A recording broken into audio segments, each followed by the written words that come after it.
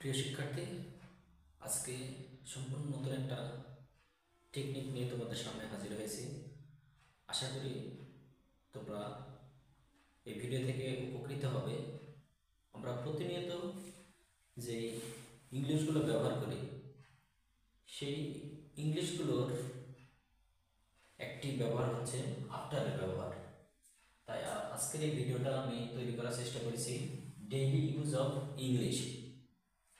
এখান থেকে আফটারের ব্যবহার দেখতে পাচ্ছ যে আফটারটা কিভাবে ব্যবহার করা হয়।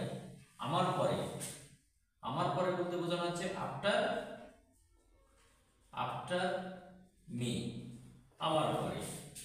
তোমার পরে তাহলে কি হবে? আফটার ইউ, তোমার পরে।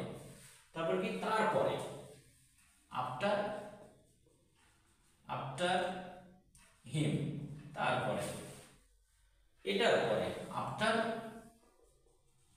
আফটার ইট, এটার পরে।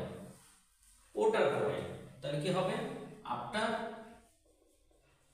আফটার দ্যাট, ওটার পরে। সবার পরে after after all, after all মানে সবার পরে। এবারে তাদের পরে তাহলে কি হবে? আফটার আফটার দেম, তাদের পরে। এবারে রাতের পরে after after night, after night. এবং আজকের পরে after today, after after today. এবং আরো দুপুরের খাবার পরে আফটার আফটার লাঞ্চ।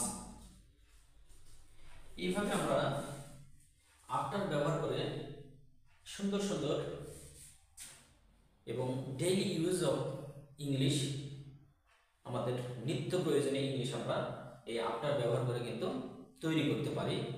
তাই প্রিয় শিক্ষার্থী, তোমরা এইভাবে আফটারের ব্যবহার করে তোমরা যখন স্পোকেন ইংলিশে কথা বলবে বা স্পোকেন ইংলিশে যখন ব্যবহার করবে, তখন কিন্তু আমরা ডেইলি ইউজ অফ আফটার এইগুলো আমরা ব্যবহার করে আমরা আমাদের ডেইলি ইউজ ইংলিশ শিখতে পারবো এবং আমরা একে অপরের সঙ্গে কথা বলতে পারবো। তাই এবং আমি আজকে তোমাদেরকে আরও কিছু হোমওয়ার্কের মাধ্যমে, যেগুলো তোমরা পরবর্তীতে করবে, যেমন সাক্ষাতের পরে তাহলে এখানে কি আসতে পারে? After meat.